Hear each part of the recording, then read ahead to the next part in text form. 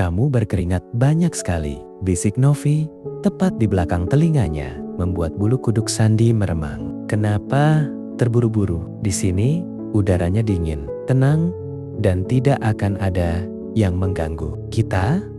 Tangan Novi yang lentur dan dingin perlahan menyentuh bahu Sandi yang kokoh, mengusap bekas tali tas kurirnya yang membekas di sana. Sandi tahu ini sudah melampaui batas profesionalismenya. Namun, tatapan Novi yang penuh undangan membuatnya tak mampu untuk melangkah keluar. Permainan baru saja dimulai.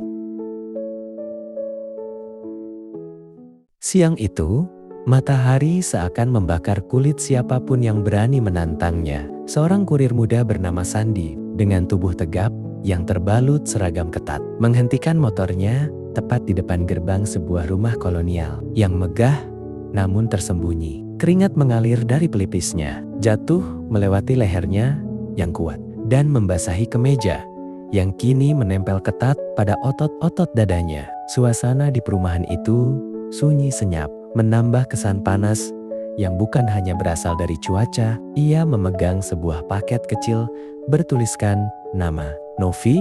Ada getaran aneh saat ia membaca nama itu, sambil mengatur napasnya yang sedikit memburu karena kelelahan. Sandi melangkah menuju pintu besar dari kayu jati. Aroma di sekitar rumah itu tidak biasa. Ada campuran wangi bunga sedap malam yang berat dan udara lembab yang terasa sangat intim. Seolah rumah ini menyimpan rahasia yang mengundang untuk diungkap. Sandi menekan bel. Bunyinya menggema di dalam rumah yang terasa kosong itu. Ia menunggu, namun tak ada langkah kaki yang terdengar. Rasa penasaran mulai menguasainya. Sambil menyeka peluh di dahinya, ia mendekat ke arah jendela besar di samping pintu untuk memastikan ada orang di dalam rumah tersebut. Sebuah gorden tipis di sana tersingkap sedikit, memberikan celah kecil yang sangat menggoda bagi siapapun untuk mengintip. Ada desiran panas yang mendadak mengalir di nadi Sandi saat ia merasa ada sesuatu yang bergerak di dalam sana.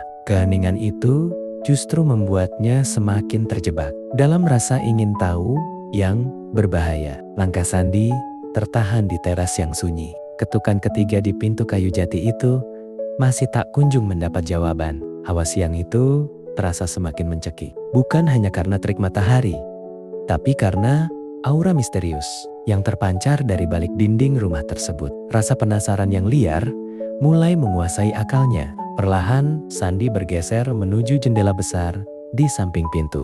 Gorden sutra berwarna krem di sana tidak tertutup sempurna, menyisakan celah sempit yang mengundang mata untuk mengintip. Sandi menelan ludah.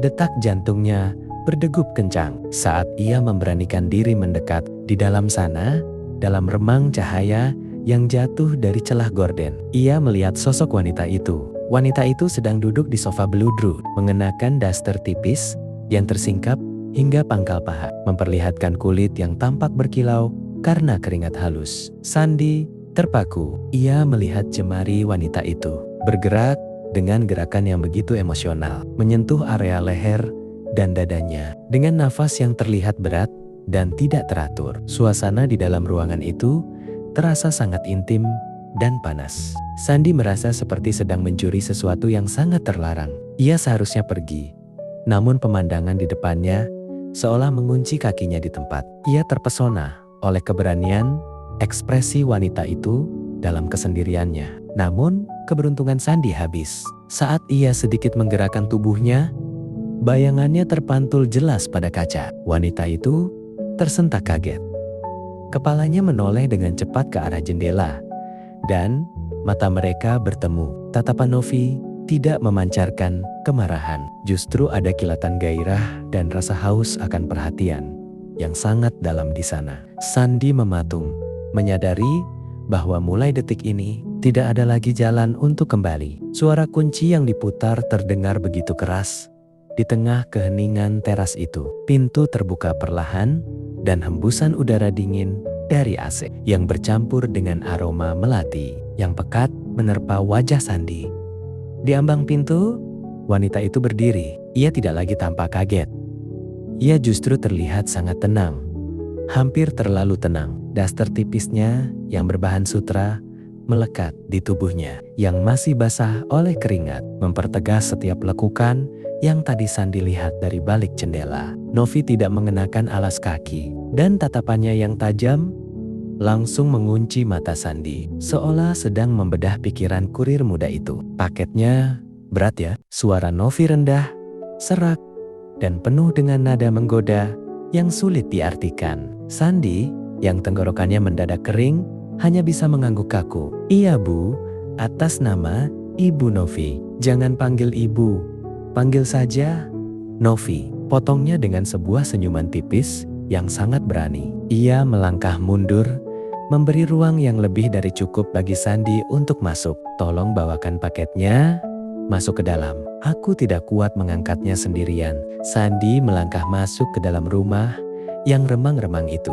Saat ia melewati Novi, ia bisa merasakan panas tubuh wanita itu dan aroma tubuhnya yang menggoda. Pintu di belakangnya ditutup dengan bunyi klik yang halus namun terasa sangat final. Novi tidak langsung mengambil paket itu. Ia justru berjalan perlahan mengitari Sandi, seperti predator yang sedang mengamati mangsanya. Kamu berkeringat banyak sekali, bisik Novi tepat di belakang telinganya, membuat bulu kuduk Sandi meremang. Kenapa terburu-buru? Di sini udaranya dingin, tenang, dan tidak akan ada yang mengganggu kita, ucap wanita itu dengan tatapan yang tak lepas dari wajah Sandi. Tangan Novi yang lentur dan dingin perlahan menyentuh bahu Sandi yang kokoh, mengusap bekas tali tas kurirnya yang membekas di sana. Sandi tahu ini sudah melampaui batas profesionalismenya, namun tatapan Novi yang penuh undangan membuatnya tak mampu untuk melangkah keluar. Permainan baru saja dimulai. Ruang tamu itu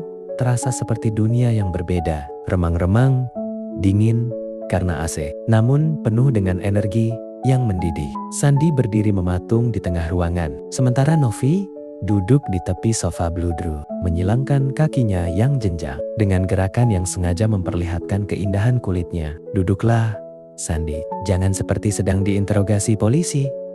Suara Novi mengalun pelan, namun bergetar dengan nada yang sangat provokatif, sambil melihat tanda pengenal yang menggantung di leher Sandi. Lalu, Sandi duduk di hadapannya. Lututnya hampir bersentuhan dengan lutut Novi. Ia bisa mencium aroma tubuh wanita itu yang bercampur dengan parfum melati. Begitu memabukkan, Novi mencondongkan tubuhnya ke depan, membiarkan daster tipisnya jatuh sedikit lebih rendah, memperlihatkan kulit dadanya yang mulus, mengunci tatapan Sandi dengan mata yang berkilat penuh tantangan. Rumah ini terlalu besar untuk satu orang yang kesepian, bisik Novi. Jemarinya mulai memainkan ujung rambutnya sendiri sambil menatap bibir. Sandi, sudah lama sekali tidak ada napas lelaki yang mengisi ruangan ini, dan kau datang dengan energi yang begitu liar dan segar.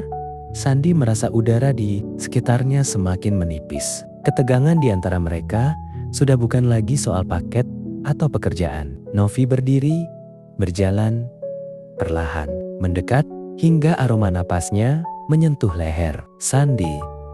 Tangan Novi yang dingin perlahan menyusuri dada Sandi yang masih naik turun karena napas yang tidak teratur. Merasakan detak jantung kurir muda itu yang berdegup kencang di balik seragamnya. Kau melihatku tadi di jendela bukan? Bisik Novi tepat di telinga Sandi. Suaranya serak dan menuntut. Kau tidak lari. Kau tetap di sana. Itu artinya kau menginginkan lebih dari sekadar mengantar paket.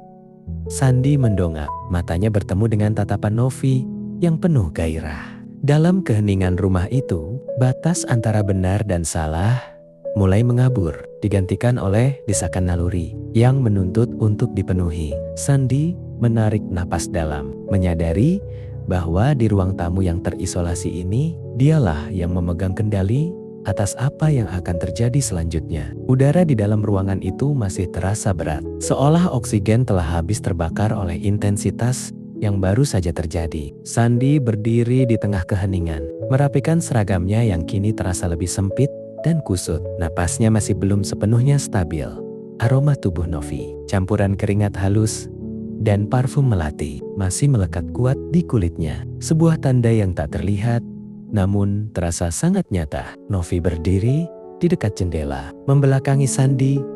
Daster sutranya jatuh dengan anggun. Namun, bahunya yang sedikit bergetar, menunjukkan sisa-sisa emosi yang belum reda. Ia berbalik perlahan, menatap Sandi dengan binar mata yang kini lebih lembut, namun tetap menyimpan kilatan api yang tadi menyala hebat. Tanpa sepatah kata pun, ia mendekat, lalu menyelipkan beberapa lembar uang tip yang sangat besar ke dalam saku kemeja Sandi. Jemarinya sengaja berlama-lama menyentuh dada lelaki muda itu. "Terima kasih, ya, ini tambahan dariku untuk waktumu yang sangat berharga," bisik Novi. Suaranya kini terdengar tenang namun penuh makna. "Pulanglah Sandi, sebelum dunia luar menyadari bahwa kau sempat menghilang di sini." Sandi melangkah menuju pintu dengan perasaan yang tak menentu saat pintu kayu jati itu tertutup dengan bunyi klik yang tajam. Ia merasa seolah-olah baru saja keluar dari sebuah dimensi lain yang panas dan terlarang. Sinar matahari yang menyengat langsung menyambutnya, kontras dengan kedinginan rumah kolonial itu. Di atas motornya, Sandi memakai helm, mencoba menenangkan debaran jantungnya yang masih liar. Sebelum menarik gas, ia menoleh sekali lagi ke jendela tempat semuanya bermula. Gorden itu kini telah tertutup rapat, tak menyisakan celah sedikit pun. Ia kembali ke jalanan kota yang bising, membawa sebuah rahasia yang mendidih di dalam benaknya. Sebuah pertemuan singkat yang membuat pekerjaan mengantar paket tak akan pernah terasa sama lagi.